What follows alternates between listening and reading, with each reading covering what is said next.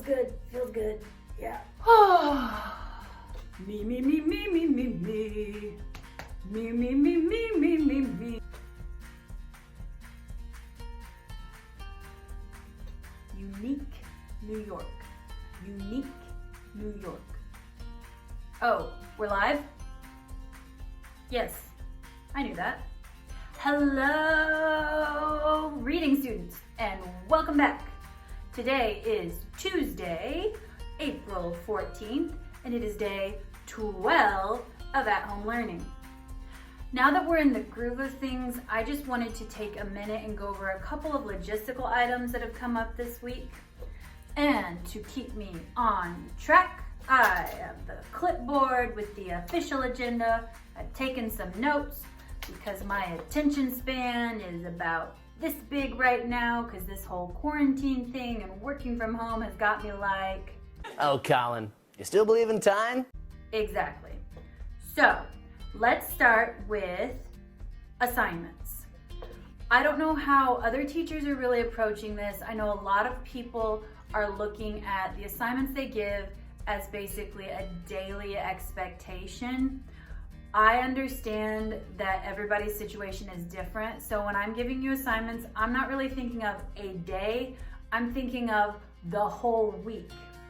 So just be mindful of your deadlines and know that when you read the updates each day, those aren't the expectations for just that day. The instructions are kind of repetitive because I'm just reminding you of things that you may or may not have caught from previous instructions or from this video here. Which brings me to the topic of this video here. Obviously, if you are watching this, I'm kind of preaching to the choir. You're already doing what's expected, but moving forward, it's really going to be an expectation that you are watching the at-home learning updates each day.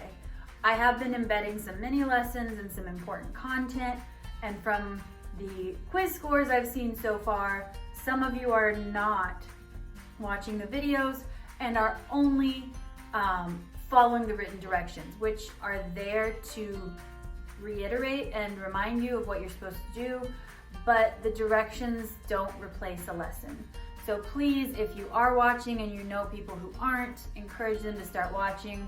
I'm going to emphasize that in my directions for today, but just know that if you want to succeed and do well on your assessments, you've got to be watching the vlog, okay? Next, office hours. So there was a little bit of confusion about how office hours would work or what they would look like, and we got some directions on Sunday, and then we got some new directions on Monday evening. So I've had to come up with a plan and then change my plan, and I just want to make sure to communicate it clearly to all of you. Teachers are required to hold 2 hours of office hours every day, Monday through Friday. On Mondays and Fridays, there are no new at-home learning assignments. The new work is technically assigned Tuesday, Wednesday, Thursday. Now, those office hours can be virtual meetings like in Zoom. They can also be done through messaging and whatnot. The first day I did both office hours on Zoom. The first hour, nobody showed up. The second hour, just a few students who wanted to talk. In fact, the number of students who are coming to office hours to ask academic questions versus the number of students who are coming to office hours to hang out and chat, very unbalanced. Very few academic concerns are being brought to office hours. I love to talk, you know this. I love talking with you and I miss it terribly. But there's still a lot of planning and grading and other responsibilities that teachers are held to. I still have to go to meetings online, virtual meetings in Zoom. So what I've decided to do to separate the academic concerns from the socializing is kind of set up my office hours differently. From 11 a.m. till 12 p.m., so 11 to noon each day, I will be available by appointment. What that means is you have messaged me and told me that you need help, what you need help on, and that you'd like to set up an appointment in office hours. If you don't message me, if no one has messaged me, I will not be on Zoom at that time. I am happy to make an appointment with you, but I will only show up to Zoom if you have messaged me by 9 a.m. day of. So tomorrow's Wednesday. If you message me by 9 a.m. tomorrow and say, hey, I need to come to office hours, I don't understand and I need some help, I'll be there. If not, I won't. Now, the 1 to 2 office hours are a little different. No appointment needed. I will be on Zoom from 1 to 2 every single day. If you have a question that comes up randomly, hop on at that time. You can guaranteed catch me there. The other thing with the 1 to 2 office hours is if you just want to talk, that's cool too. Now that doesn't mean we need to be talking for a whole hour, but I'm happy to talk to you. I want to talk to you. You guys are the reason I teach. You're the reason I want to do this job. And so I'd love to visit with you. I just need to also make sure I'm managing my time well. So 11 to noon, appointment only. 1 to 2, there every day, regardless. Even if I'm sitting there talking to myself, it's fine, it's fine. Okay, so I think that clears that up. IXL checks. Checking IXL is literal brain death for me. It is the thing that gives me the biggest issues with screen time, and it is just so monotonous. So I'm setting up a new pattern, and I wanted to communicate that with you so we both know what to expect. I will check IXL twice a week. I will check IXL on Wednesdays and Fridays. I'm gonna keep that consistent. Not doing it any other time, okay? Just know that you don't need to message me anymore. I will see it every week. I will check on Wednesdays and Fridays. If something's showing missing on Skyward and we're not quite to one of those IXL checkpoints, take a breath and just know I will get there. So also a note on late work. This is such a hard time for teachers as well as students. I know you guys are struggling to keep up with what's assigned for you.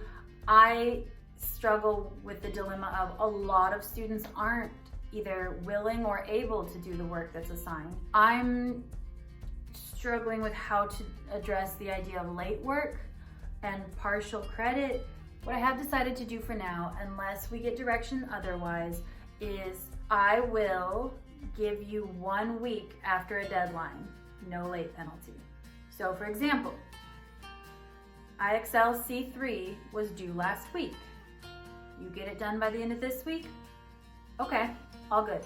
After that point though, I will start assigning late penalties and partial credit. Our IXLs that we did prior to spring break, I know that was technically during our waiver time, but they were also assigned to you and available back when we were in school.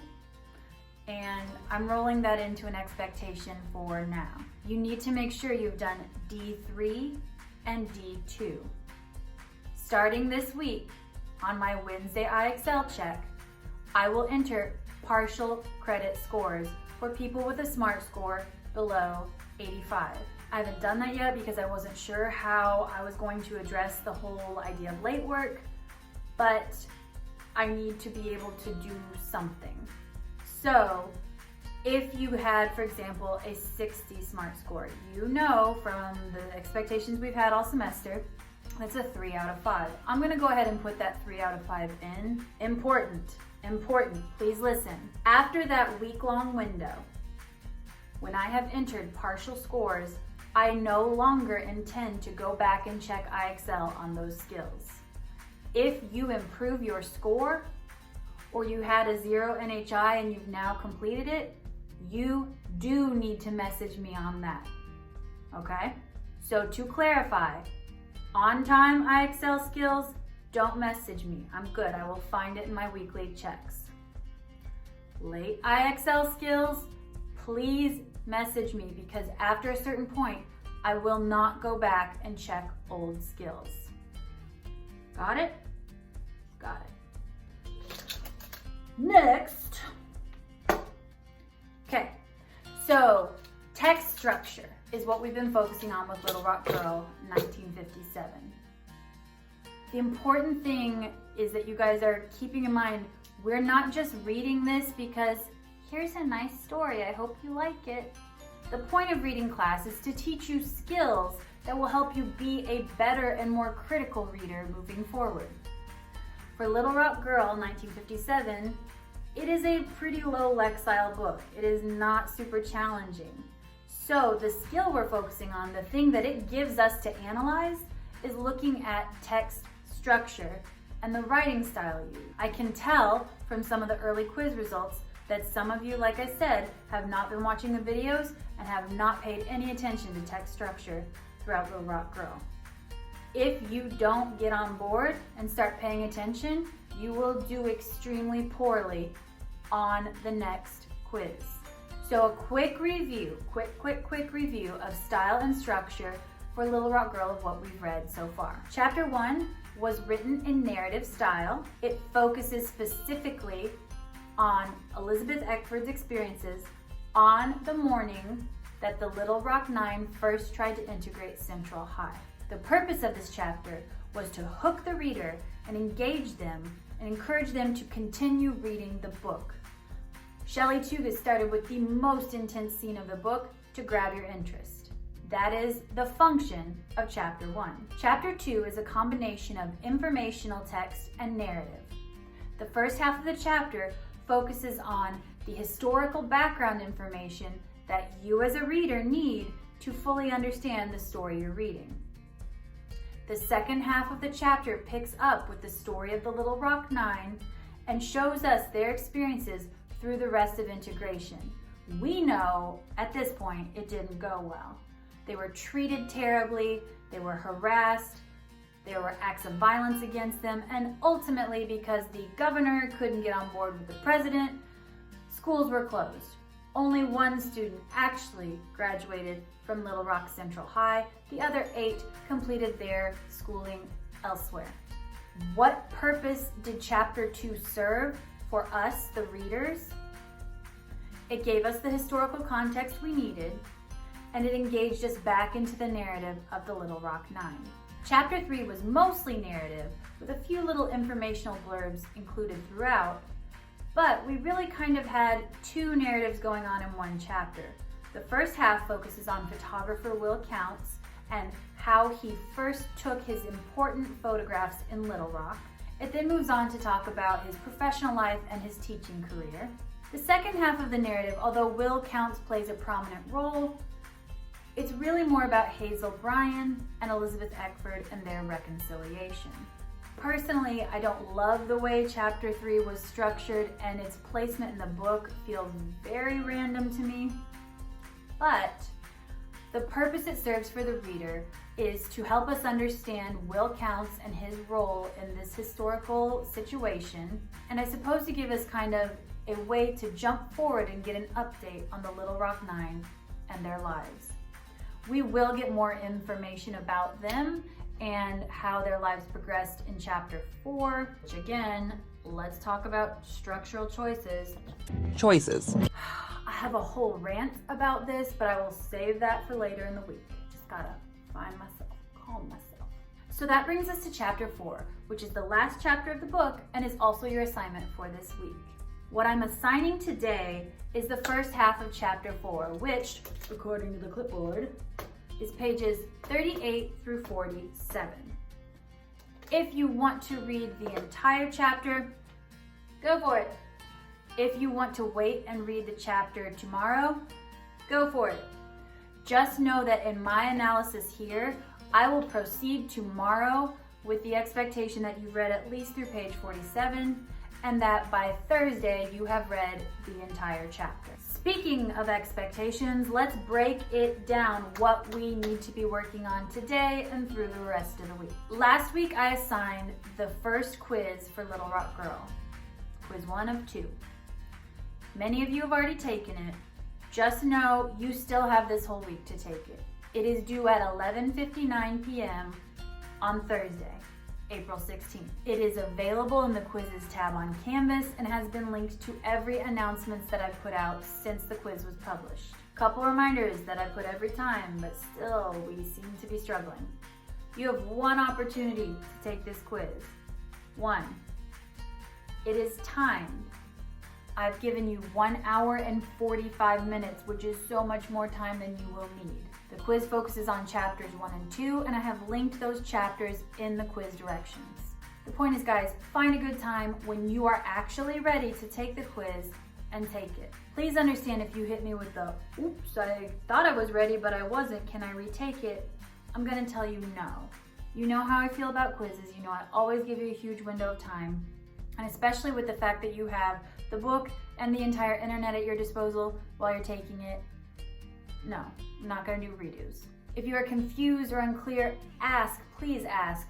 Don't just try something and then if it doesn't work out, well maybe I'll let her know. Also today you will find that your purple reading log has been assigned. Now, it looks exactly like the yellow reading log except, wait for it, it's purple. That reading log will be due on April 24th.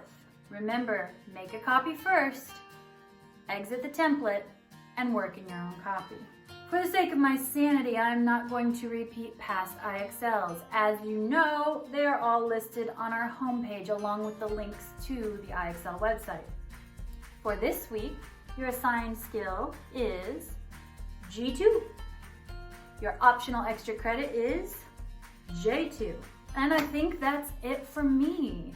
I know it's a lot of moving pieces, but if you are confused, come to office hours or send me a message. We can get it cleared up, okay? Well, my legendary children, that's it for me for today. I hope you all are doing well. I miss you so much, and I will see you tomorrow.